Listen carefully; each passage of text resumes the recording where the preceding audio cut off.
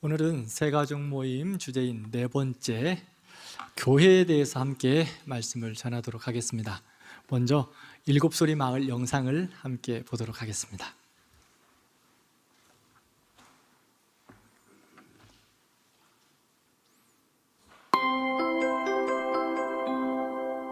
옛날 아주 먼 옛날 소리나라에서 가장 시끄러운 마을로 소문난 일곱소리 마을이 있었습니다. 이 마을에는 도레미파솔라시라는 서로 다른 일곱 소리가 함께 살고 있었습니다. 어느 날 일곱 소리 마을 아이들이 한 곳에 모여서 심각하게 고민을 했습니다. 마을 어른들이 날마다 싸우고 있었기 때문입니다. 일곱 소리 어른들은 언제나 자기 목소리만을 주장하며 서로에게 조금도 양보하지 않았습니다. 그래서 일곱 소리 마을에는 서로 다른 7가지 목소리가 날마다 시끄럽게 들려왔습니다. 언제나 도도한 목소리로 도도가 자기 주장을 하면 솔솔은 웃기지 말라며 쌀쌀맞게 소리를 질렀습니다. 시시는 시시콜콜한 것까지 늘 시비를 걸었고 좀 과격한 파파는 퍽퍽 주먹까지 휘두르 거냈습니다. 한밤중에도 랄라랄라 시끄럽게 떠들기를 좋아하는 라라, 미미한 소리에도 짜증을 잘 내며 투덜거리는 미미, 에에 소리를 지르며 언제나 남들에게 야유하는 레레. 이런 일곱 소리 어른들의 시끄러운 싸움은 일곱 소리 아이들을 날마다 괴롭게 했습니다. 너무나 속상했는지 어린 도도가 울면서 하늘을 향해 기도를 하기 시작했습니다. 일곱 소리 마을 사람들이 싸우지 않게 해달라는 간절한 기도였습니다. 그러자 옆에 있던 어린 미미와 솔솔도 한 목소리로 함께 울면서 기도를 했습니다. 그때 아이들이 깜짝 놀랐습니다. 기도하면서 하나로 모아진 어린 도도와 미미와 솔솔의 목소리가 새로운 소리로 변하는 것을 들었기 때문입니다. 도도와 미미와 솔솔의 한데 어우러진 목소리는 무척이나 아름답고 환상적인 소리였습니다. 아이들이 흥분하기 시작했습니다. 일곱 소리가 서로 어우러지면 그곳에서 새로운 소리가 난다는 것을 발견했기 때문입니다. 도도, 파파, 라라의 소리가 한데 어우러지거나 시시, 레레, 솔솔이 한데 어우러져도 또 다른 아름다운 소리가 된다는 것을 알았습니다. 더 놀라운 것은 이렇게 서로 어우러진 소리들끼리 또다시 어우러지면 흥겨운 가락이 생긴다는 것이었습니다. 그렇습니다. 소리 아이들이 발견한 것은 바로 노랫가락이었습니다. 노랫가락을 발견한 일곱 소리 아이들은 아름다운 노래를 부르며 어른들이 있는 곳으로 행진을 했습니다. 그때까지도 서로 싸우고 있었던 마을 어른들은 아이들의 아름다운 노랫가락에 모두 놀라고 말았습니다. 일곱 소리 마을에서 이렇게 아름다운 소리를 들은 것은 마을 어른들도 처음이었습니다. 그제야 일곱 소리 마을 어른들은 자기들의 목소리가 서로 어우러질 때 얼마나 듣기 좋고 아름다운 소리가 드는지를 깨달았습니다. 그 뒤로 일곱 소리 마을에서 시끄러운 소리는 더 이상 들리지 않았습니다. 서로 어우러진 아름다운 소리만이 있을 뿐이었습니다. 어느새 일곱 소리 마을은 소리나라에서 가장 살기 좋은 마을이 되었습니다. 그리고 일곱 소리가 서로 어우러진 그 아름다운 노래는 지금도 이 세상을 아름답게 만들어가고 있습니다.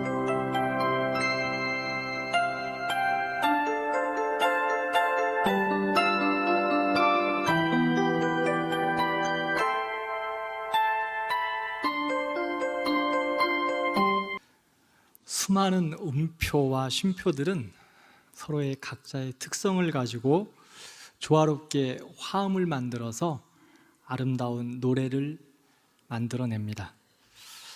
때로는 독특한 소리들도 있지만 그런 소리마저도 어떤 음의 희생으로 불협화음이라는 아름다운 소리로 재탄생되기도 합니다. 대광교회도 하나님께서 주신 대광이라는 오선지에 각자의 독특한 특성과 음표, 기호를 가지고 지금까지 아름답고 복된 교회를 이루어 왔습니다.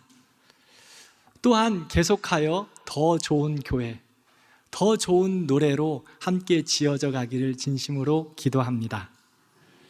그러면 이렇게 멋지고 좋은 대광교회는, 이 교회의 주인은 누구일까요? 우리 교회의 주인은 누구십니까? 그렇습니다. 여러분들의 고백처럼 예수님입니다. 예수님께서 가이사라 빌립보 지방의 제자들과 함께 전도 여행 가셨을 때 주는 그리스도시요 살아계신 하나님의 아들이십니다 라는 베드로의 신앙 고백을 듣습니다. 그리고 예수님께서 그 신앙 고백 위에 교회를 세우겠다고 말씀하셨습니다. 마태복음 16장 18절 말씀을 함께 읽겠습니다. 또 내가 내게 이르노니 너는 베드로라. 내 교회를 세우리니 음부의 권세가 이기지 못하리라. 아멘. 예수님께서 베드로의 신앙 고백 위에 누구의 교회를 세우셨습니까? 내 교회를 세웠다라고 말씀합니다. 내 교회. 예수님께서 자기라고 말씀하시는 거예요. 그러면 교회의 주인은 누구십니까? 예수님입니다. 내가 아니라 예수님입니다. 사도행전 20장 28절 말씀을 보면 성령이 그들 가운데 여러분을 감독자로 삼고 하나님이 자기 피로 사신 교회를 보살피게 하셨느니라 라고 말씀합니다. 하나님께서 자기 피로 사신 교회, 교회는 예수 그리스도의 피를 쏟아 부어주셔서 사신 예수님의 교회입니다. 예수님은 자기 생명 전부를 쏟아 부어주셔서 우리 대광교회를 사셨습니다. 그러므로 우리 교회의 주인은 예수님입니다. 인생은 누구든지 교회의 주인됨을 이야기할 수 없습니다. 내 재산을 다 드려도, 내 인생을 다 드렸다고 할지라도, 내 헌신을 다 드렸다고 고백할지라도 교회의 주인됨을 어느 누구도 이야기할 수 없습니다. 그런데 어떤 교회를 가보면 교회가 자기가 주인됨을 이야기하는 것을 볼 수 있습니다. 그렇게 행동하고 자기가 주인처럼 말하는 분들이 있더라고요. 자기는 아니라고 하는데 자기의 생각, 자기의 신앙관, 자기의 경험에 교회가 벗어나면 무조건 잘못되었다고 합니다. 교회의 가치, 말씀에 자기를 맞추는 것이 아니라 자기의 신앙관, 자기의 경험, 자기의 지식에 맞지 않으면 잘못됐다고 하는 거예요. 20년 전에 친구 목사님이 섬겼던 교회에서 있었던 일입니다. 그 교회는 12월 24일 성탄절 이브에 기념 예배를 드렸던 전통이 있었습니다. 그 해는 12월 24일이 목요일이라 당회에서 장로님들이 12월 23일 수요일에 그런 기념 예배를 드리자라고 결정을 하였다고 합니다. 성경적으로, 교회적으로, 예배적으로 잘못됨이 전혀 없습니다. 그런데 그 결정이 있고 난 후 기도 많이 하신다는 집사님, 권사님 부부가 새벽마다 소리치면서 기도하더라는 겁니다. 하나님, 우리 교회가 잘못된 길로 가고 있습니다. 하나님, 우리 교회가 말씀에서 벗어났습니다. 라고 고래고래 소리치면서 기도하더라는 겁니다. 목사님이 아무리 권면해도 듣지 않습니다. 장로님들이 아무리 말려도 소용이 없습니다.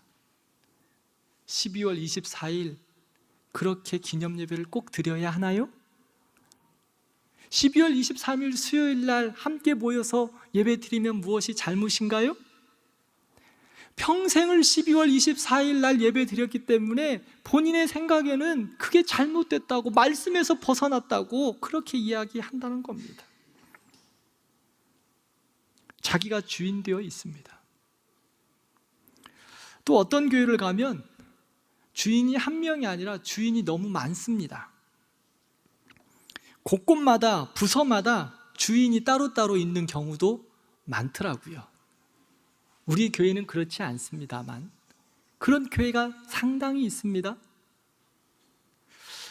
어떤 교회를 가니까 이런 말씀을 하더라고요. 찬양대의 가운을 어떤 권사님이 10여 년 전에 헌물을 하셨어요. 그런데 10년이 지났는데 그 가운이 괜찮겠어요? 오래되었고 또 유행도 지나고 색도 바래고 다 낡았습니다. 그래서 가운을 새로 하려고 하는데 할 수가 없는 것입니다. 가운을 그 10년 전에 헌물한 그 권사님이 그 가운을 볼 때마다 야, 그 가운 너무 좋다. 찬양대 가운 너무 멋있지? 날마다 이야기한다는 겁니다. 속으로는 가운을 바꾸기만 해봐. 내가 가만두나 봐라. 벼리고 있는 것입니다. 우리 예수님이 주인이 아니라 누군가 찬양대의 주인이 되어 있습니다. 예수님은 간 곳 없고 자기가 주인 되어서 좌지우지하려고 합니다. 자기 생각에 벗어나거나 자기가 그 중심에 있지 않으면 잘못되었다고 합니다. 사랑하는 성도 여러분, 우리는 대광교회입니다. 우리의 교회의 주인은 예수님이십니다. 우리는 대광교회의 지체로 부름받은 하나님의 백성들로 하나님의 은혜에 따라, 말씀을 따라 순종하는 것입니다. 내가 주인됨이 아니라 주인이신 예수님 앞에 몸된 종으로 주인의식을 가지고 섬기는 겁니다. 주인은 예수님이십니다. 우리는 무익한 종이라고 성경은 말하고 있습니다. 무익한 종인데요, 어떤 마음으로 섬기느냐? 주인의식을 가지고 섬기는 겁니다. 내가 주인인 것처럼 행세하면 하나님이 기뻐하지 않으십니다. 무익한 종이 주인처럼 살아가는 것, 내가 주인인 것처럼 말하는 것, 하나님이 기뻐하시지 않습니다. 하나님의 교회, 주님의 교회를 무익한 종으로 주인의식을 가지고 섬기는 겁니다. 그러므로 누구든지 교회 안에서 자기의 주장, 자기의 생각, 자기의 뜻을 관철시키려고 하면 하나님이 기뻐하시지 않습니다. 바른 신앙생활이 아닙니다. 예수님의 교회이기에 예수님의 방법과 예수님의 뜻과 예수님의 행함으로 판단하고 순종해야 합니다. 그리고 그 결정에 따라가야 합니다. 나의 생각과 맞지 아니하고 나에게 손해가 온다고 하더라도 예수님의 교회이기에, 주님의 교회이기에 주님께서 가르쳐 주시고 주님의 뜻하시고 주님이 말씀하신 그 길을 우리가 감당해야 하고, 우리가 손해가 있더라도 그 길을 묵묵하게 걸어가야 합니다. 교회의 최종적인 권위는 주인 되신 예수 그리스도에게 있습니다. 우리의 모든 최종적인 판단은, 교회의 최종적인 판단은 하나님의 말씀 안에 있습니다. 교회의 주인은 예수님입니다.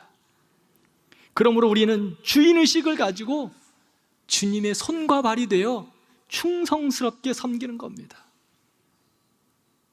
충성스럽게 나에게 주신 은혜와 은사를 따라서, 우리에게 주신 은혜를 따라서 섬겨갈 때, 우리에게 맡겨진 그 자리에서 하나님의 은혜를 따라 섬겨갈 때 아름다운 하모니를 이루는 것입니다. 우리 대광교회가 주님이 주인이십니다. 우리는 몸된 종으로서 우리에게 부르신 그 자리에서 충성스럽게 감당함으로 우리 교회가 아름다운 하모니를 이루는 복된 교회 되기를 진심으로 기도합니다. 두 번째로, 우리의 정체성은 무엇일까요? 하나님께서 우리를 교회로 부르셨는데 그럼 우리의 정체성은 무엇입니까? 우리의 정체성은 세상으로부터 부름받은 하나님의 백성입니다.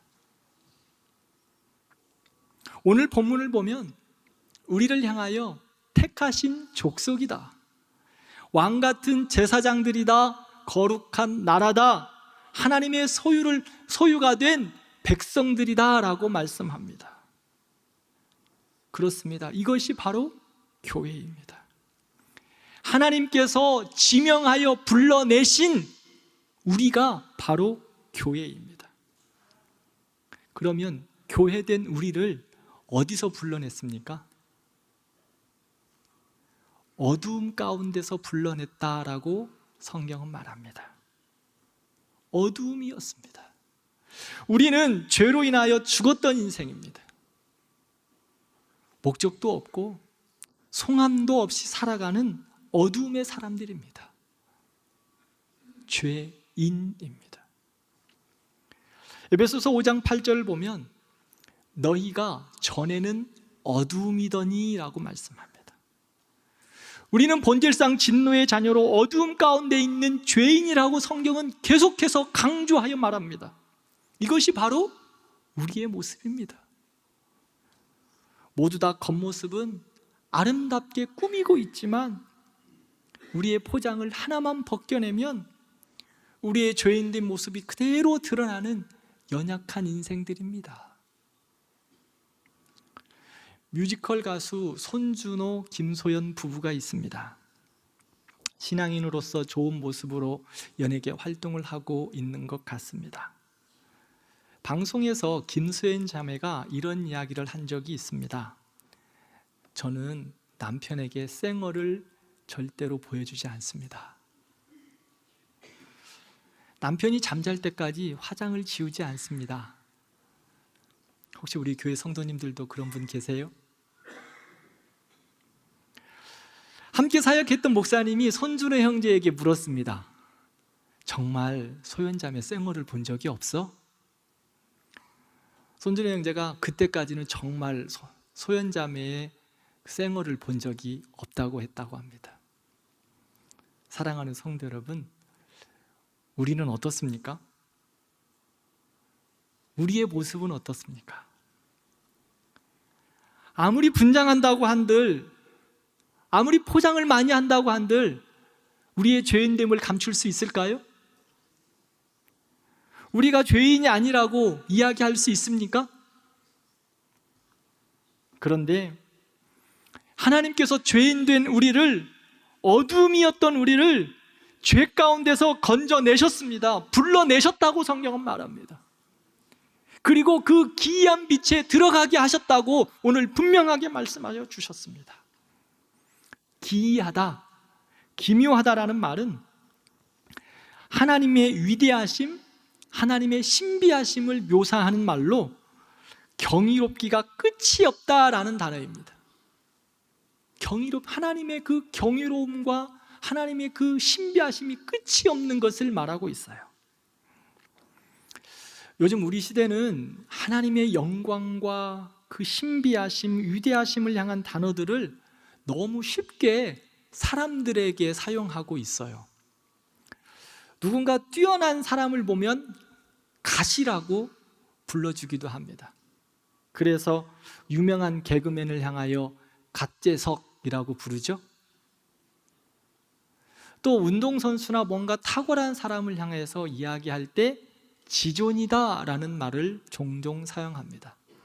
우리 어른들은 잘 안 하시지만 우리 애들은 지존이야, 지존, 이 말을 참 많이 해요. 이 지존이라는 말은 하나님을 향하여 쓰는 말이에요. 지존하신 하나님. 우리 기독교인들은 이런 언어에 조금 조심하며 사용해야 할 것 같습니다. 하나님에게 사용할 수 있는 단어를 사람에게 붙여줌으로 그 단어가 주는 의미를 너무 쉽게 생각하고 있습니다.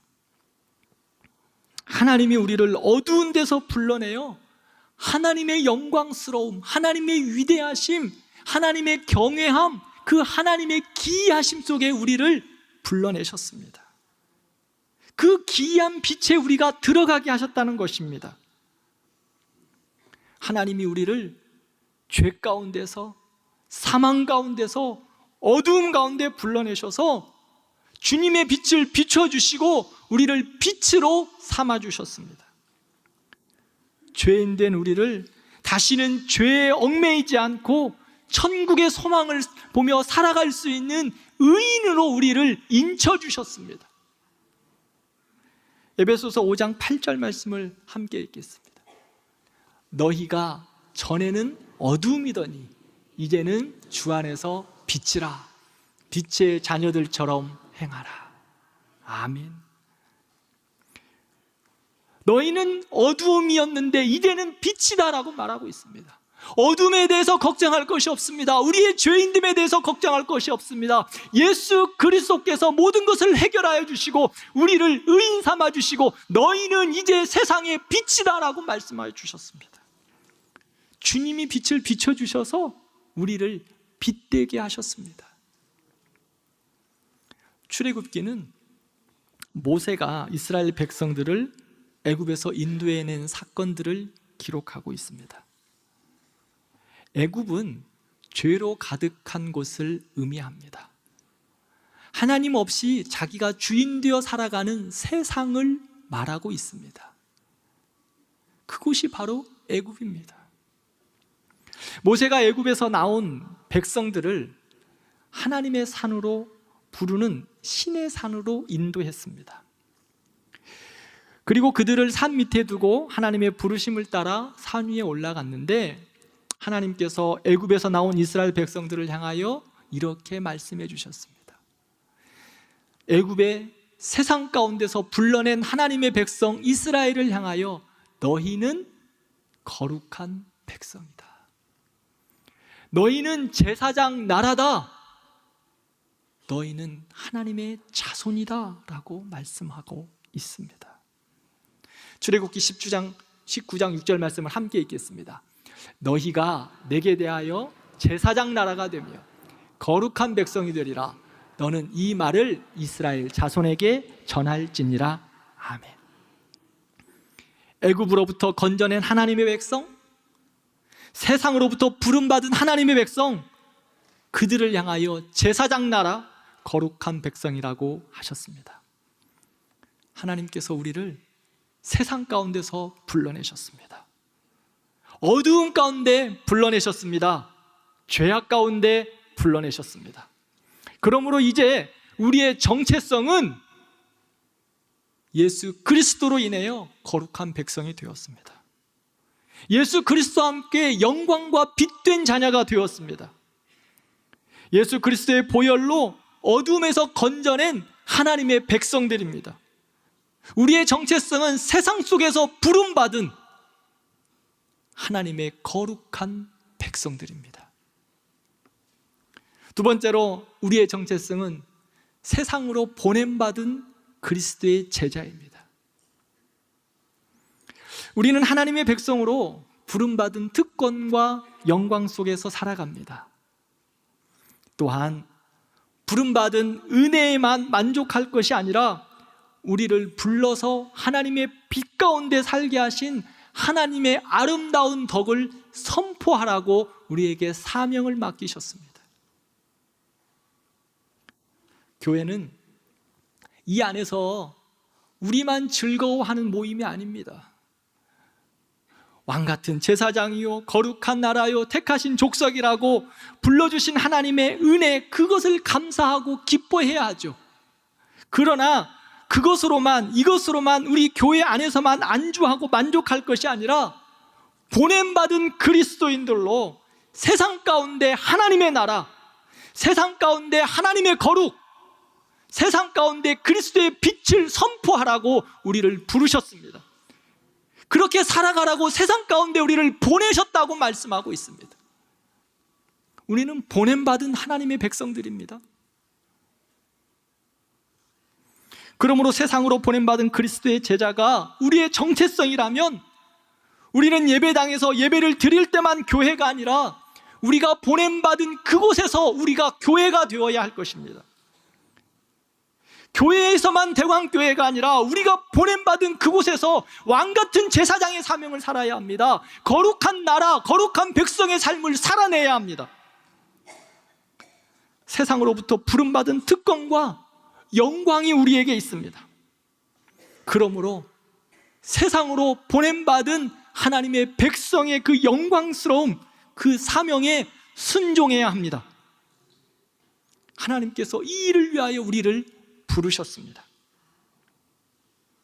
교회는 세상으로부터 부름받은 하나님의 백성들이며 세상으로 보냄받은 그리스도의 제자들의 모임입니다. 사도행전 1장 8절 말씀을 함께 읽겠습니다. 오직 성령이 너희에게 임하시면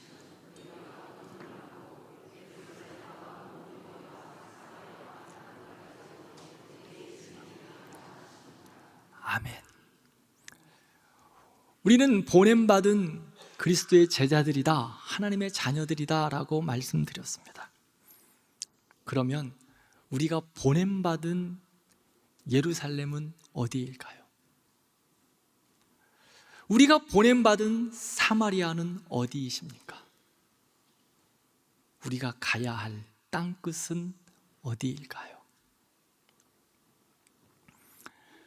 물리적인 예루살렘과 땅끝을 우리는 이야기할 수 있겠지만 더 나아가 우리가 서 있는 가정이 예루살렘이고 우리가 수고하고 있는 직장이 사마리아이며 우리가 가슴으로 품고 기도하고 있는 그 사람이 땅끝일 것입니다.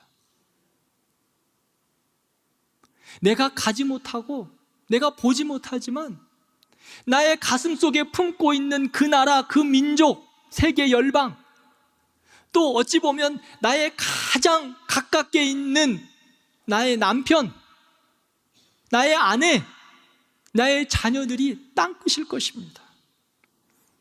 하나님께서 우리를 그곳 가운데 보내셨습니다.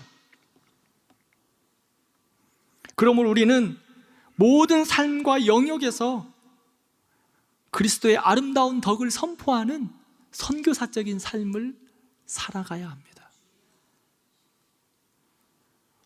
우리는 가정으로 보냄받은 가정 선교사입니다. 우리를 보낸 그 직장에 우리는 직장 선교사입니다. 하나님께서 우리를 보내신 그곳이 바로 우리의 선교지입니다. 학생 여러분, 여러분은 학원 선교사입니다. 아브라함 카이퍼의 고백처럼 모든 영역과 삶 속에서 예수 그리스도가 왕이 되도록 우리를 보내셨습니다.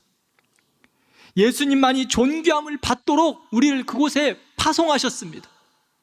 그러므로 내가 보냄받은 그곳에 예수님이 증거되고 예수님이 자랑되어서 하나님의 나라가 그곳에 아름답게 이루어져 가야 할 것입니다. 사랑하는 성도 여러분, 보냄은 그리스도의 제자로서 우리에게 주신 사명입니다. 보냄받은 그리스도인은 우리의 사명이라는 거예요.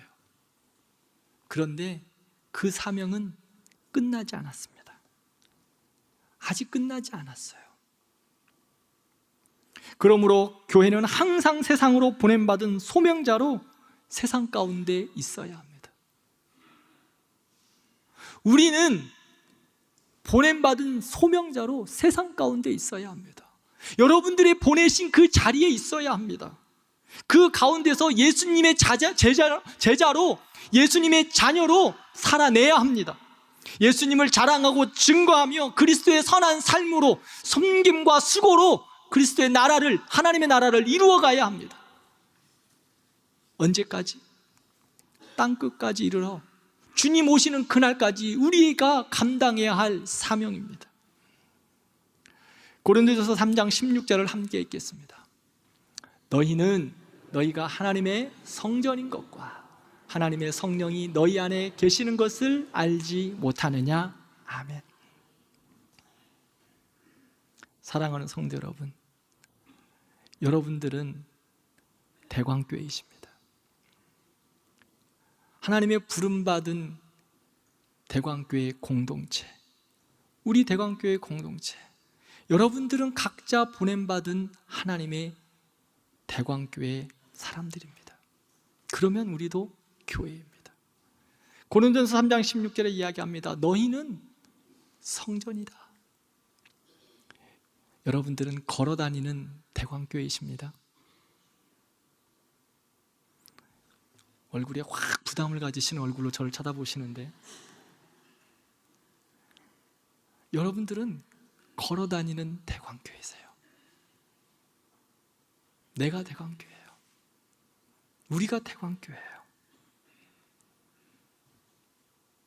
하나님께서 대광교회 공동체에 부르시는 우리는 걸어다니는 대광교회. 그러나 부담 갖지 마십시오. 걸어다니는 대광교회로 세상 가운데 우리를 보내셨는데 주님께서 우리만 보내지 않으셨습니다. 성령님께서 우리와 함께 하십니다. 세상 끝날까지 함께 하시겠다고 우리에게 약속하셨습니다. 성령님께서 우리와 함께 하시기에 걸어다니는 대광교회 여러분 감당할 수 있습니다. 우리는 힘이 없어요. 그러나 우리 안에 계시는 성령께서 대광교회의 사명을 여러분들을 통하여 감당하게 하실 것입니다. 사도행전 2장을 보면 제자들과 성도들의 성령의 임재에 대한 역사를 볼 수 있습니다. 사도행전 2장에 성령님의 임재와 함께 제일 먼저 나타난 현상이 무엇일까요? 성령님의 말하게 하심을 따라 각자 다른 언어로 말을 하기 시작합니다. 입을 꽉 다물고 있었던 사람들이 복음을 위하여, 하나님 나라를 위하여 입을 여셨어요. 누가 열게 하셨을까요? 성령님이 열게 하셨습니다. 우리가 보냄받은 그리스도의 제자들로 살아갈 때 성령님께서 우리가 살아갈 수 있는 힘을 주실 것입니다. 우리의 입을 열어서 그리스도의 복음을 증거하게 하실 것입니다. 우리에게 성령의 능력을 주셔서 손과 발로 그리스도의 제자의 삶을 살게 하실 것입니다. 빛든 삶을 살게 하실 것입니다. 교회는 세상에 복음을 전하기 위해 보냄받은 사명을 받았기에 성령님께서 우리를 통하여 이 일을 이루실 것입니다. 사랑하는 성도 여러분, 하나님께서 우리를 대광교회로 부르시고 땅끝까지 이르러 복음을 증거하게 하는 사명을 우리에게 맡기셨습니다. 사명하면 어떤 특정한 사람들의 전유물이라고 생각하는 경우가 많습니다. 사명, 우리 목사님들이나 감당하는 거지, 우리 전도사님들이 감당하는 거지, 우리 장로님들이 감당하는 거지, 나는 예외야 라고 생각하시는 분들 있다면 잘못입니다. 아닙니다. 보냄받은 예수 그리스도의 제자로 우리는 부름받은 하나님의 백성들로 모두 다 사명을 받았습니다. 우리 모두에게 주신, 우리 대광교회에 주신 명령입니다. 우리 교회는 예수님의 신실한 제자대가 되어 축복의 통로가 되는 생명의 공동체를 이루는 사명을 선포했습니다. 사명을 감당하기 위해 살아있는 예배 공동체, 가르치는 비전 공동체, 세워가는 양육 공동체, 세상을 섬기는 섬김 공동체, 세계 선교를 마무리하는 증인 공동체의 비전을 하나님께서 우리에게 허락하여 주셨습니다. 우리 교회가 이러한 사명과 비전으로 나아간다면, 이러한 사명을 받았다면 대광교회 모든 성도들은 이 사명을 받은 하나님의 백성들입니다. 우리 모두가 이 사명 받았습니다. 그러기에 이 사명 붙잡고 비전을 따라 하나님의 영광을 위하여 맡겨진 그 사명 감당하는 것입니다. 왜냐하면 우리는 대광교회이기 때문입니다. 말씀을 맺겠습니다. 하나님은 우리를 왕같은 제사장으로 불러주셨습니다. 구약에는 왕과 제사장, 선지자들을 기름 부어서 하나님의 나라와 사역을 맡겼습니다. 영광스러운 사역을 감당하게 그들을 통하여 영광스러운 사역을 감당하게 했습니다. 그런데 주님께서 우리에게는요, 왕의 직분, 제사장의 직분, 두 가지의 직분을 함께 맡기셨습니다. 구약에는 왕 따로 있었고 제사장 따로 있었고 선지자 따로 있었어요. 그런데 우리에게는요, 왕, 제사장 하나도 아니고 두 개를 주셔서 하나님께서 우리를 그렇게 존귀하게 하셨습니다. 영광스럽게 우리를 부르셨습니다. 우리를 이렇게 존귀한 자로, 거룩한 하나님의 백성으로 우리를 부르신 이유가 무엇일까요? 세상 영광을 추구하고 세상을 위해 살아가는 것은 우리가 아니어도 세상 사람들 잘하고 있습니다. 그렇다면 하나님이 우리를 세상 속에서 하나님의 백성으로 부르신 이유는 세상으로 보냄받은 그리스도의 삶을 살아가라고 우리를 부르셨습니다. 세상 가운데 빛된 삶을 살아가라고 우리를 부르셨습니다. 세상 가운데 하나님의 나라를 이루어가라고 우리를 부르셨습니다. 소망 없는 시대에 낙심한 사람들에게 소망을 전달하라고 우리를 부르시고 사명을 맡기셨습니다. 이 사명은 아직 끝나지 않았습니다. 사랑하는 성도 여러분, 우리는 이 사명 끝나지 않았습니다.